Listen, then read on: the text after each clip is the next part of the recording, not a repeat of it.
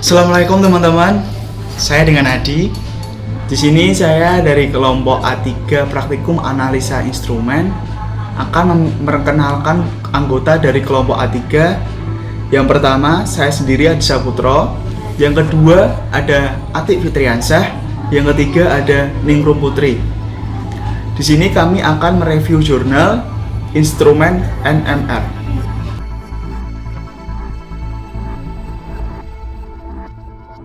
Assalamualaikum teman-teman. Ya, di sini saya Adi Saputro akan menerangkan definisi dari instrumen NMR tersebut. Ya, yang dapat kita ketahui, Nucleic Magnetic Resonance atau NMR adalah suatu metode analisis yang digunakan untuk menentukan struktur dari suatu komponen, teman-teman. Di mana NMR tersebut juga mengandung suatu fenomena yang terjadi karena momen magnetik intrinsik dari suatu inti secara alami yang terjadi bahan dari molekul tersebut.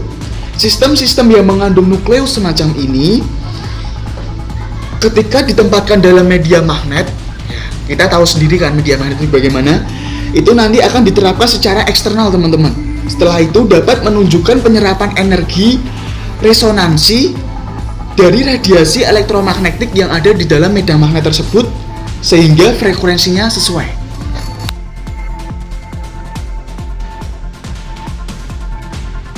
Kembali lagi dengan saya, teman-teman.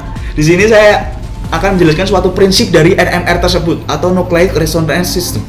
Di mana prinsip dari dasar NMR adalah bahwa komposisi struktur, jika teman-teman punya struktur, nanti dari suatu kimia dari zat yang berbeda dapat ditentukan oleh nukleidnya. Ya, yang memiliki medan magnet tersendiri, teman-teman. Nah, tadi kan juga udah saya jelasin bagaimana pengertiannya medan magnet itu bagaimana. Di sini nanti kita akan aplikasikan kepada spektrometer NMR.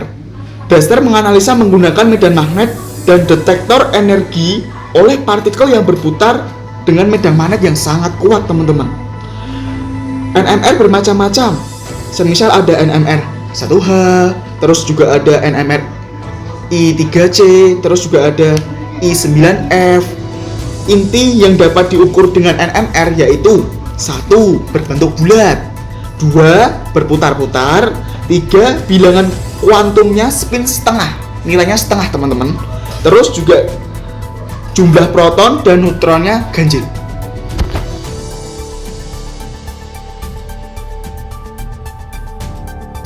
Tentunya tadi udah saya jelaskan mengenai prinsip. Ini kita masuk ke kelebihan, teman-teman. Kelebihan dari instrumen NMR yaitu 1. Non-invasif, atau kita kayak bahasa istilahnya mengambil alih gitulah. Itu tuh suatu bahwa spektrum dari pencitraan dalam dapat diperoleh tanpa merusak sampel yang jelas merupakan komponen terbesar dari NMR tersebut, seperti dalam studi in vivo. 2. Kurangnya radiasi pengion. Semisal ada radiasi paparan itu dari ionnya, teman-teman. Itu NMR menggunakan isotop yang stabil, tidak ada pengaruh apapun, seperti karbon 13 untuk mengukur fluks metabolisme isotop dari suatu senyawa. Senyawa yang kita gunakan itu, yang kita maksud adalah senyawa yang radioaktif, teman-teman. Dengan demikian, penerapan NMR dapat memastikan keselamatan karyawan serta menggunakan biaya eksperimental karena penghapusan zat radioaktif yang dibuang. Jadi intinya, kalau semisal kita menggunakan penerapan NMR, kita juga dapat memastikan keselamatan karyawan dan mengurangi biaya eksperimen dari kecelakaan karyawan tersebut. Ya. Yang ketiga, kemampuan menyesuaikan. Yang keempat, ada analisis struktural secara terperinci. Kekurangan dari instrumen NMR yaitu adanya medan magnet yang tinggi. Kehadiran medan magnet dapat mempengaruhi berfungsinya monitor dan perangkat yang dikendalikan komputer. Jika ada benda tajam seperti pisau, gunting, atau stapler hadir di area medan magnet NMR, benda itu bisa tertarik ke medan magnet yang dapat menyebabkan cedera parah pada pengguna. Cara penggunaan dari instrumen NMR yaitu bagian penting dari setiap spektroskopi NMR adalah magnet yang kuat di dalamnya, 2 kumparan kawat dan tabung sampel. Tabung berputar di sekitar porosnya untuk memastikan bahwa semua bagian sampel mengalami medan magnet yang sama. Kumparan yang mengelilingi tabung sampel tersebut menghasilkan radiasi elektromagnetik. Frekuensi perubahan kekuatan magnet konstan selama percobaan dan kekuatan medan menumbuhkan tingkat energi dari magnet inti dalam sampel terpecah lebih jauh dan terpisah pada titik tertentu. Pemisahan akan sama persis dengan energi radiasi yang dipancarkan oleh generator ini membuat nukleus berputar di dalam slit sampel ke tingkat energi yang lebih tinggi dan resonansi berulang. Segera dapat kembali ke tingkat energi yang lebih rendah dan memancarkan kembali radiasi yang direkam oleh kedua kumparan sebagai arus kecil.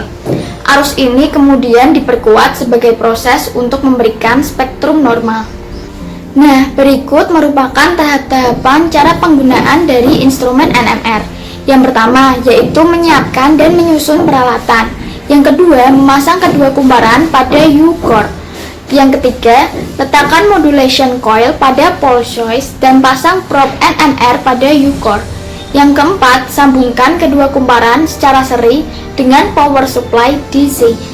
Yang kelima, sambungkan modulation coil secara seri dengan modulation output pada NMR supply unit. Dan yang keenam, hubungkan MR probe dengan input probe pada NMR supply unit. Selanjutnya untuk analisis data dan perhitungan itu yang pertama data yang akan kita dapatkan dari instrumen NMR yang pertama itu adalah data kalibrasi medan magnet, yang kedua itu data NMR. Nah, untuk mencari kalibrasi medan magnet itu digunakan hubungan medan magnet dengan konstanta Boltzmann dengan rumus B sama dengan K dikali I. Dengan mengkonversi persamaan tersebut kepada metode least square atau yang kita kenal biasanya dengan regresi linier, yaitu Y sama dengan BX plus A. Untuk data NMR itu kita menentukan faktor G, di mana rumusnya HV sama dengan mu N dikali G dikali B, atau V sama dengan dalam kurung mu N dikali G per H dikali B. Oke, terus dikonversi lagi ke dalam Y sama dengan BX plus A, sehingga V sama dengan Y dikali mu N per G dikali G per H dikali dengan B, sedangkan B itu sama dengan X, atau bisa dilihat rumusnya di samping ini. Oke teman-teman, jadi ini sudah di akhir video ini. Nah, gimana sedikit banyaknya sudah tahu kan mengenai instrumen NMR, mulai dari definisi, prinsip kerja, cara penggunaannya, kekurangan kelebihannya, dan data apa saja yang kita peroleh dari instrumen NMR itu. Ya, jadi semoga info yang kita sampaikan di video kali ini bermanfaat bagi kalian semua. Dan sekian dan terima kasih.